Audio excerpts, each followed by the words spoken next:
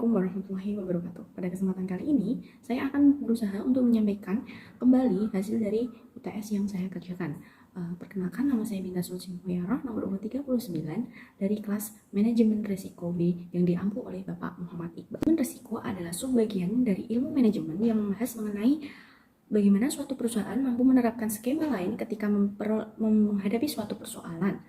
Dengan pendekatan yang sistematis dan tujuan dari mempelajari manajemen risiko adalah kita dapat mengenali, menganalisis, dan mempersiapkan segala risiko yang kemungkinan akan dihadapi oleh perusahaan. Urgensi dari penerapan manajemen risiko adalah sangat penting karena mampu melindungi perusahaan, mengurangi resiko perusahaan mengalami kerugian, serta menjaga stabilitas perusahaan. Contohnya dalam pengelolaan bisnis dari offline menjadi online. Ketika kita berjualan online, kita akan dapat meminimalisir modal yang kita keluarkan karena kita mampu menjual barang tanpa harus menyetok. Kita juga tidak wajib untuk memiliki toko.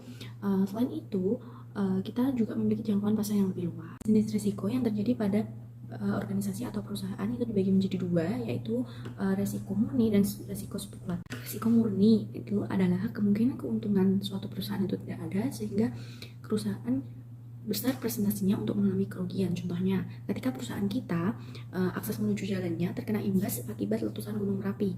Tentunya hal ini akan mempersulit kita untuk menuju ke perusahaan karena fasilitas umumnya mengalami kerusakan, lalu jaringan listriknya mengalami kendala. Dalam beberapa waktu untuk membutuhkan perbaikan ini, perusahaan tentunya akan mengalami kerugian yang cukup besar. Untuk resiko spekulatif adalah resiko yang memiliki keuntungan dan kerugiannya itu ada. Contohnya adalah yang umum kita lihat ya adalah Shopee. Sebelum menjadi terkenal ini, Shopee juga dulunya melakukan promosi yang begitu besar mengeluarkan dananya. Nah, ketika mengeluarkan dana ini, Shopee itu tidak tahu apakah dia nantinya akan mengalami keuntungan atau kerugian. Tapi dengan konsistensi yang mereka lakukan, akhirnya kita tahu bahwa Shopee juga menjadi salah satu platform terbesar yang masih banyak diminati oleh masyarakat Indonesia. ERM atau Enterprise Risk Management adalah proses yang dikelola oleh manajemen untuk mengidentifikasi risiko yang kemungkinan terjadi yang mempengaruhi suatu perusahaan atau organisasi. Sebelum mengenali suatu risiko, maka kita harus mempelajari, mengenali, dan menganalisis apa itu risiko itu sendiri. Selanjutnya, kita dapat mempelajari apa faktor-faktor penyebabnya serta akibat yang ditimbulkannya. Perbedaan antara risiko kematian dan risiko kesehatan, risiko keselamatan berkendara, dan risiko keselamatan kerja. Faktor penyebab dari risiko kematian adalah dibagi menjadi dua, yaitu faktor eksternal dan internal. Untuk faktor eksternal sendiri adalah politik, ekonomi, sosial, dan teknologi. Nah, untuk faktor internalnya itu adalah ada SDM, kebijakan, fasilitas, serta keuangan perusahaan itu sendiri. Penyebab dari risiko kesehatan itu adalah ada usia, penyakit bawaan, penyakit kronis, penyakit akibat keturunan, lingkungan yang kurang sehat, serta kondisi jiwa itu sendiri. Lalu untuk risiko dalam keselamatan berkendara itu dibagi dua, adalah karena faktor manusia, karena kelalaian dan atau kelelahan, serta ada faktor teknis akibat kesehatan dari mesin itu sendiri. Nah, untuk risiko keselamatan kerja adalah risiko-risiko dalam bekerja yang sebagian besar itu tidak bisa kita prediksi. Pada risiko kematian, perusahaan akan mendapatkan konsekuensi banyak tugas yang terbengkalai, apalagi jika orang yang meninggal adalah orang yang memiliki kedudukan yang tinggi. Dampak yang dirasakan oleh perusahaan ketika mengalami risiko kesehatan, risiko keselamatan kerja, dan risiko berkendara adalah pekerjaan dan tanggung jawab itu semakin tidak maksimal.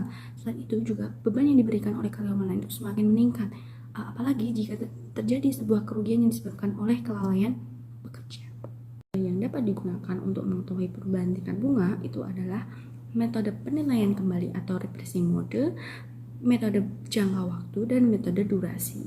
Untuk metode penilaian kembali atau repricing mode adalah pendekatan dengan mengidentifikasikan atau mengelompokkan aset dan kewajiban yang sensitif terhadap perubahan tingkat bunga. Contohnya, ketika kita memiliki surat obligasi selama 3 tahun dengan biaya awal 2 miliar, dalam kurun 3 tahun itu ketika terjadi perubahan tingkat bunga, maka kita harus menghitung kembali tingkat bunga dan keuntungan yang didapatkan oleh perusahaan. Untuk metode yang kedua adalah metode jangka waktu, berbasis pada perubahan harga pasar ketika jatuh tempo suatu instrumen keuangan tersebut. Ketika perusahaan membeli obligasi untuk memperoleh keuntungan, maka perusahaan akan mencatat nilai obligasi tersebut sesuai dengan harga pasar. Ketika harga obligasi itu naik, maka perusahaan akan mendapatkan keuntungan, sedangkan ketika harga obligasi itu turun, maka perusahaan akan mengalami kerugian. Metode durasi adalah metode terbaik dari metode-metode sebelumnya karena memperhatikan timing dari aliran kas yang diterima oleh perusahaan. Ketika perusahaan membeli obligasi A dan obligasi B dengan jangka waktu yang sama dan bunga yang sama, tetapi dalam periode pembayarannya obligasi A dilakukan 6 bulan sekali atau 1 tahun 2 kali, sedangkan pada obligasi B dibayarkan setiap 1 tahun sekali, maka perusahaan akan mengalami perbedaan mendapatkan keuntungan dari kedua obligasi ini. Begitulah pemaparan dari jawaban UTS yang telah saya kerjakan. Untuk kurang lebihnya saya mohon maaf. Sekian dan terima kasih. Wassalamualaikum warahmatullahi wabarakatuh.